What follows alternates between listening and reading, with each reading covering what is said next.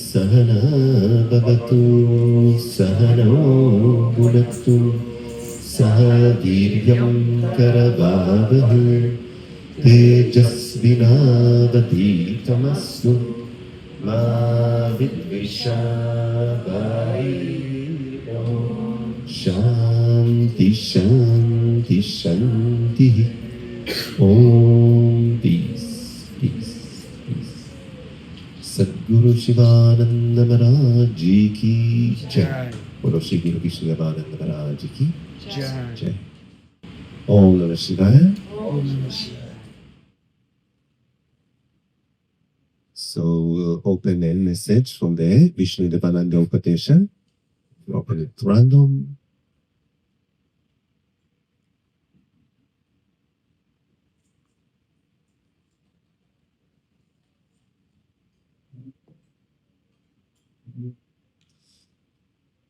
So there is a picture of Swami Vishnu Devananda in India playing with a monkey in his later years. And the chapter is called The Eightfold Path. Swami Vishnu says, meditation is stilling the body and the mind.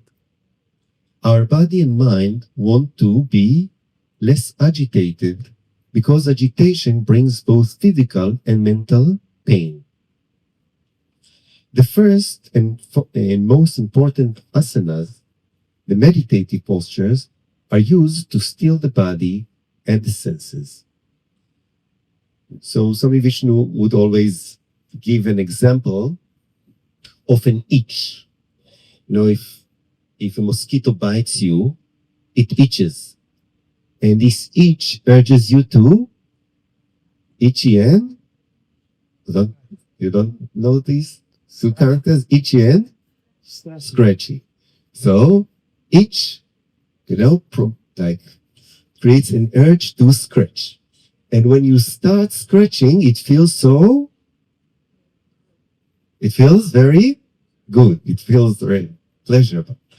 But Swami Vishnu says, continue scratching, you will create a wound, or you will create an irritation, and then this place becomes very, very sensitive and it starts to become painful. So also with the senses. The senses create a stimuli, an itch, that creates an urge to scratch, to engage, to, respond or react to the stimuli. But if you allow your senses to go too much outwards and engage too much and indulge too much and scratch too much, it starts to become painful. So Swami Vishnu is telling us that indeed, when we feel certain kind of bliss, if we look at it, like, at the moment of, after the first scratch, it itches, the itch creates a turbulence, then you scratch and create a sound. After the scratch, what sounds you create? After you scratch, you create a sound of nobody scratched ever. It itches. This is the sound after it itches. Then after you scratch, it feels like You have noticed it?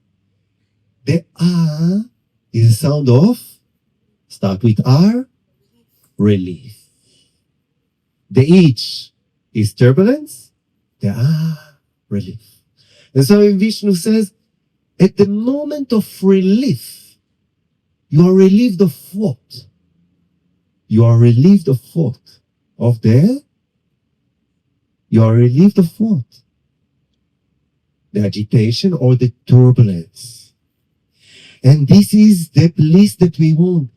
The bliss that we are seeking is the bliss of the relief of turbulence. But the thing is that after we scratch and there is a relief, immediately after there is another turbulence. The scratching itself becomes now the cause of the next turbulence. This is why, again, you feel an urge, and again you scratch, and again there is a pause, a relief. But then again, after a moment, this deeper scratching becomes a means for, or a cause for, a greater turbulence. So we are always like in this loop of, extinguishing the fire.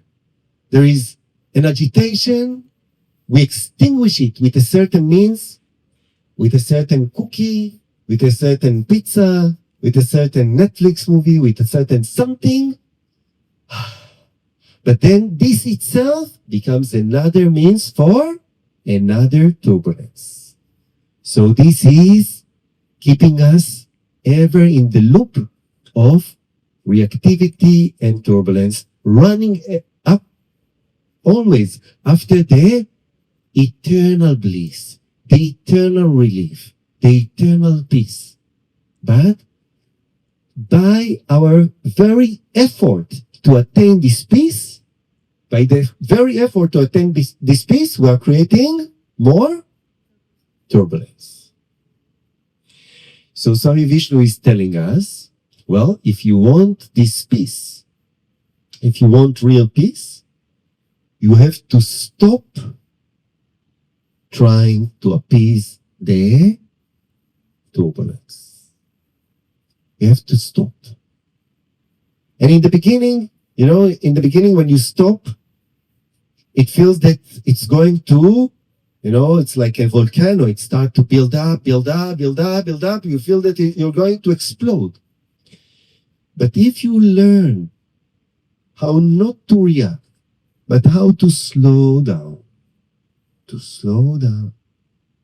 calm down, not by reacting, not by, like a small child that is in tantrum and he wants another toy. If you'll give him the toy, if the mother will give him the toy, the mother will get a few moments of silence. But because the child now realized that by his tantrum he gets a toy, now he throws the toy and makes a bigger tantrum in order to get a bigger toy and a bigger toy. Same thing with your mind. Same thing. And as we give the child, okay, enough, take it. If we give it, we spoil it. Same thing with the mind. So the thing is, we have to be wise with the mind. We cannot fight it. We cannot shout at it. If you'll just shout at the baby, shut up, enough. This will not be a good strategy. Neither with the baby, nor with your mind. So you have to be really, really, really, really wise in the way you are managing the baby's energy and the mind's energy. And this is how we are working with the meditation. Swami Vishnu is saying, the first and most important asanas are the meditative postures, and they are used to still the body and the mind and the senses. So the body wants to go, the body wants to experience, the body wants to engage. The first thing the yogis tell us, you have to learn how to sit steady. Now I remember once, many years back, a person asked in a Q&A session or maybe a lecture about meditation, our teacher, Swami Supananda, yes, but why? Why on earth should we sit in such an uncomfortable posture? If you want, to quiet down the mind, this posture is so uncomfortable. My knees hurts, my back hurts. It's so the posture itself makes me agitated. The posture itself makes me move. Why cannot I, if I want to quiet down the mind, why cannot I? What will be the best posture for the body? Just lie down, right? Shavasana. Let me just lie down in Shavasana, then I will be quiet. Maybe I will make noise for others, but at least within myself, I will experience peace and quiet. So Swami Swapananda's answer was really genius. He said, in meditation, there is no posture which is comfortable, and there is no subject which is pleasant or interesting. After a while, we'll notice that every posture becomes uncomfortable. Try to lie down on your back, consciously, not falling asleep, for half an hour, for 45 minutes, for 50 minutes. You'll see that even lying down, after a while, your body becomes agitated.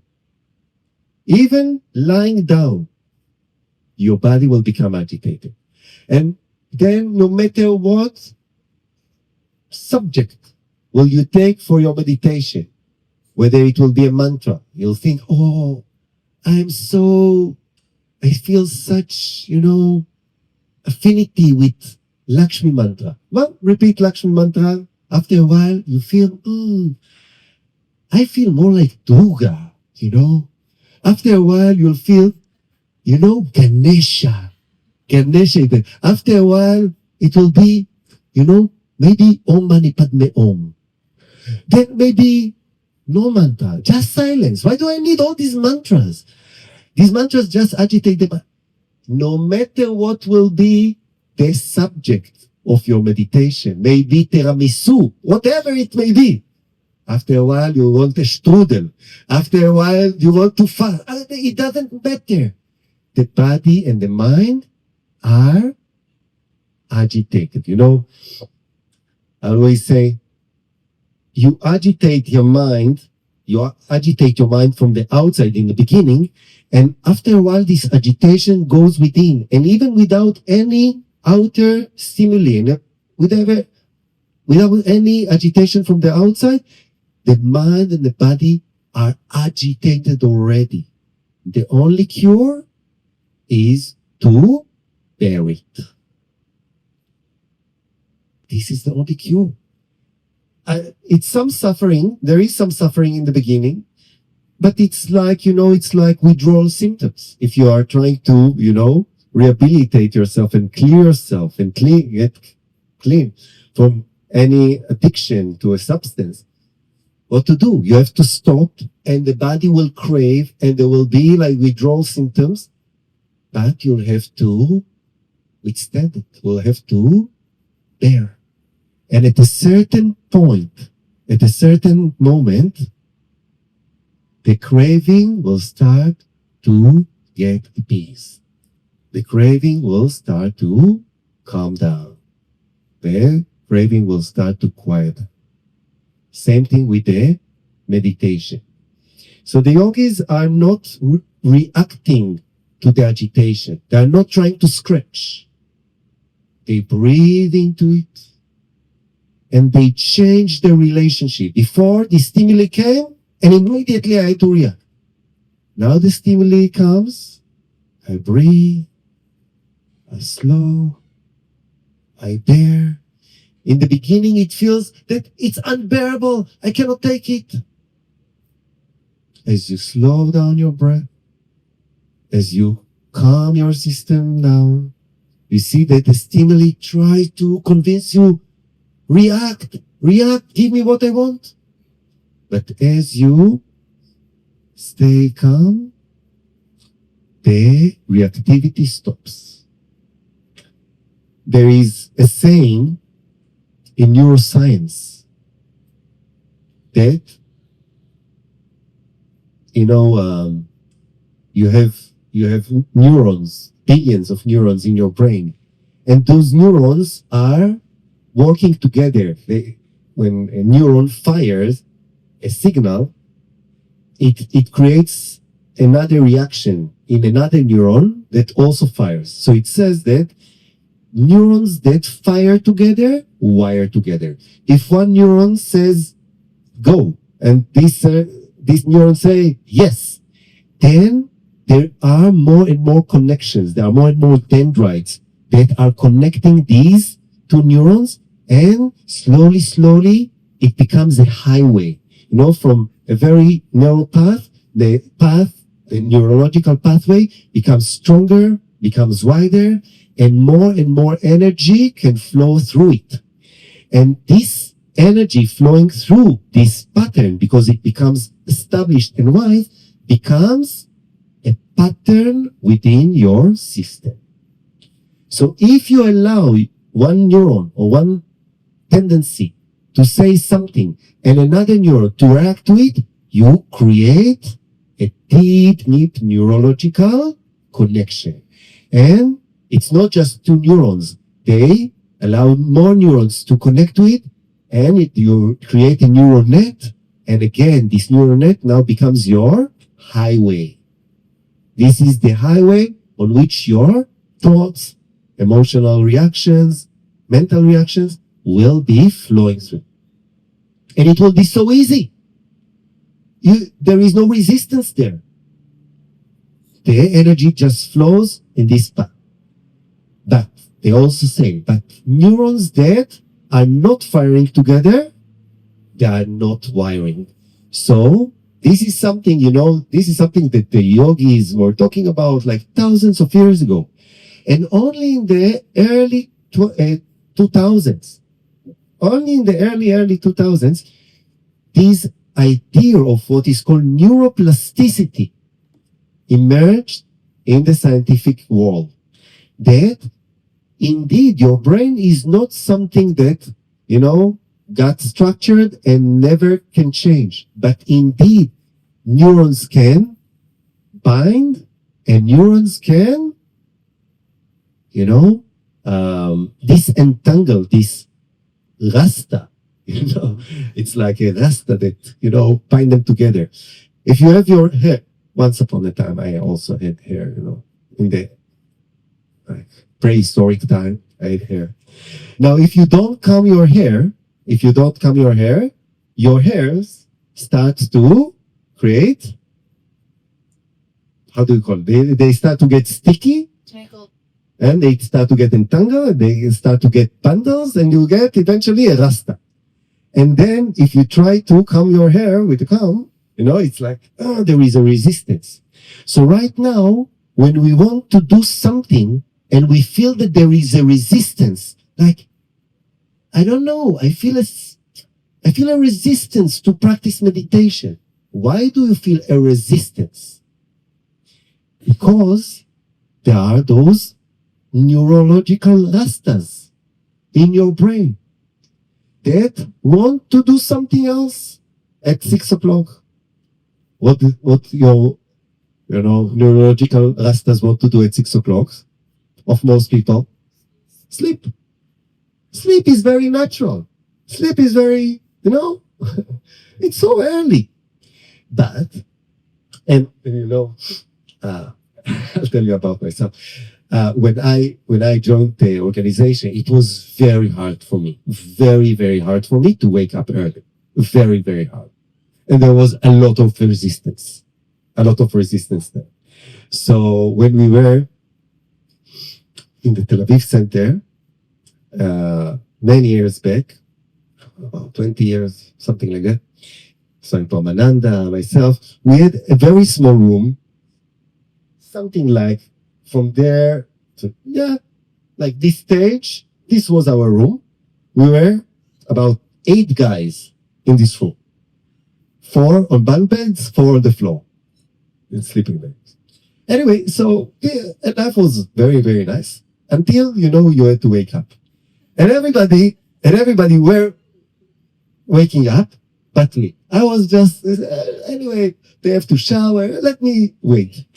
So we had one guy who was, was in the military. He was in a special unit, and they were like very disciplined.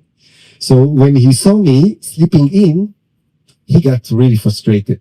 So what he did, like, I was in bed, he would just grab my ankle and just pull me out of bed, and I'll fall on the floor, and he will drag me to the bathroom and just put me in the bath and just, wash. So, after a while, no matter how resisting was my brain, it was saying, okay, it expected it and being dragged. So, there was something stronger than the resistance. So after a while, you get over it. Now, I'm waking way before the bell, way before the bell. And it became a second nature. Why? Because after years of practice, those neurons of waking up early, these samskaras, these impressions, these starts to bind together. And now it's easy to wake up. If I wake up at 5:30, it's like, whoa, I really slept in. It's like crazy. How could I? So, also with meditation, also with peace, the mind will say, I will be peaceful only if you'll get me this. And this creates a condition over our peace. The mind will say, I will be happy only if I'll get this. If I won't get it, I won't be happy. So the mind becomes like a spoiled child. And your happiness becomes, and your peace becomes really, really, really conditioned. Only if this and this and this and this and this and this and this and this and this and this and this will happen, then I will be happy. If not, I'm not happy and you will suffer.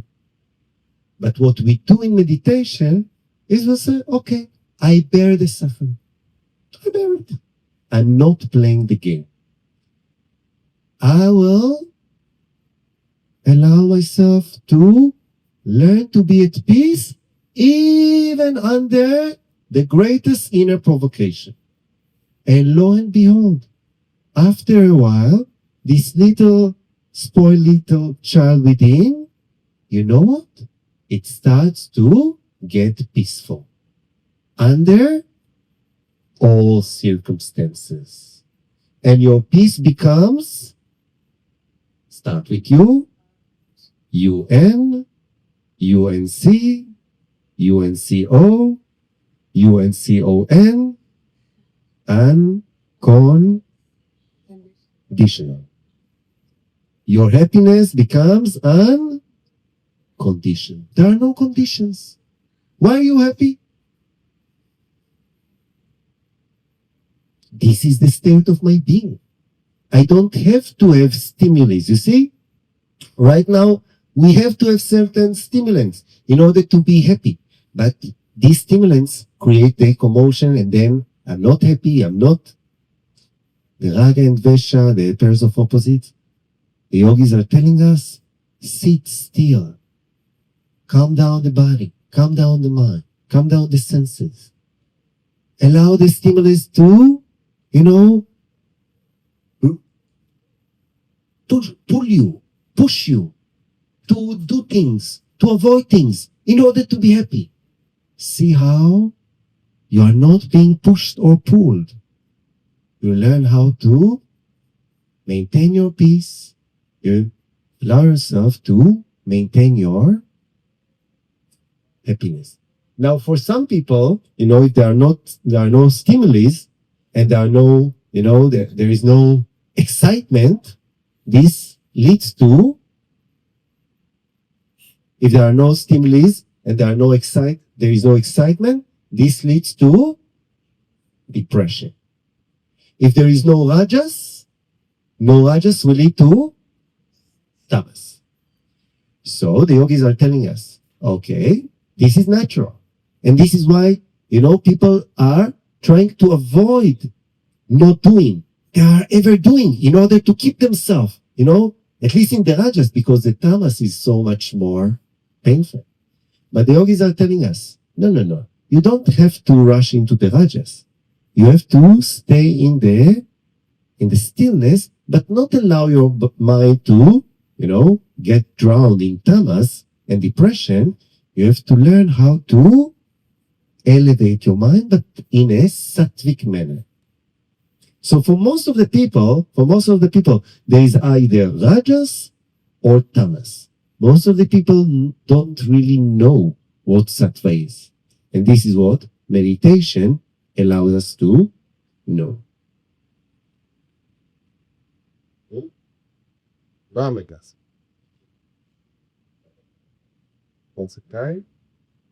okay. If you find any one of the four meditative postures difficult, you can assume any comfortable position. It is the cross-legged triangular base which is important. So Swami Vishnu is saying, so why are we sitting? Why are we sitting in this posture? The different ways, like the Sukhasana, the simple or easy pose, or the Siddhasana, or the Padmasana, or the Swastikasana. But why is the triangular pose? Swami Vishnu is saying when we are sitting in this posture, we are creating a tetrahedron. We are creating a geometrical figure, which is a pyramid with a triangular base. Now, in the ancient world, we see many places in the world, many civilizations that use pyramids for different practices. But many of the pyramids were sacred places, sacred spaces. They were temples. So what this tetrahedron is doing in nature, it concentrates the energy and elevates the energy. So by the posture itself, by assuming the posture itself, and by calming the energy, the posture itself teaches us from within how to elevate the energy.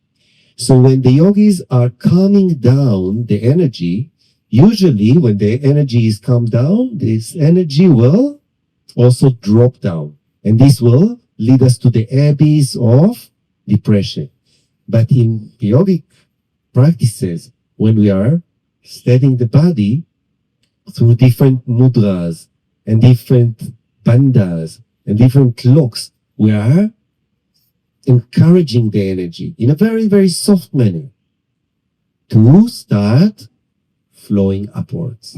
And as this peaceful energy starts to collect and center and move upwards, we experience higher, deeper, loftier, sublime, divine senses of peace, senses of happiness, senses of openness, senses of connectedness, senses of unity. And we find that the real happiness that we want is not through excitement. The real happiness that we want is through deep, intimate connectedness to everything in its divine, sublime nature. And as we allow the energy to calmly flow upwards, we realize our own sublime divine nature. It's not that the divine is up there. We realize that it's our true nature that is higher and higher up. I thought that I am just flesh and blood. I thought that I am so limited and I needed all those objects to add value to my life. But as the energy becomes more calm and then the energy flows upwards, all the wrong, false identifications, all the false, wrong thoughts and definitions that I wrongly put on myself, slowly just fall off. They cannot withstand this higher kind of vibratory level, and I start to realize my true divine nature. And this is the source of the highest happiness. This is the source of the highest fulfillment. This is the source of unconditional love, peace, and bliss, which cannot be taken away from me, which is not away from me, which I don't have to attain, which I don't have to preserve. I realize that it is my true eternal nature. It was just covered and covered and covered by layers and layers of wrong experiences. By this process, I uncover it and discover it. Om